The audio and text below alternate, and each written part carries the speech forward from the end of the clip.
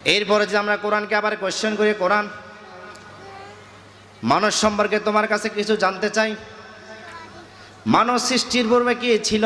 কোরআন সঙ্গে সঙ্গে উত্তর দেয়, মানুষ সৃষ্টির পূর্বে কোনো কিছু ছিল না, তার নাম ছিল না, তার পরিচয় ছিল না, উল্লেখযোগ্য বিষয়বস্তু হিসাবে তার কোনো কিছু ছিল না। সূরাতুল ইনসান নামে একটা সূরা আল্লাহ তাআলা দিলেন। সেই সূরার ১ নম্বর আয়াতের মধ্যে আল্লাহ সুবহানাহু ওয়া তাআলা সুন্দর করে আলোচনা তুলে ধরলেন, হাল আতা আলাল ইনসানি হিনুম মিনাদ দাহরি লাম ইয়াকুন শাইআম মাযকুরা। আল্লাহ সুবহানাহু ওয়া তাআলা বললেন, মানুষের জন্য কি এমন একটি সময় এসেছিল না যে সময়ের ভিতরে উল্লেখযোগ্য বিষয়বস্তু হিসাবে কোনো কিছু ছিল না, সে কি হবে তাও জানতো না। আল্লাহ তাআলা বললেন, আমি মানুষকে বানাইছি। আল্লাহু আকবার। কে বানাইছে বলেন?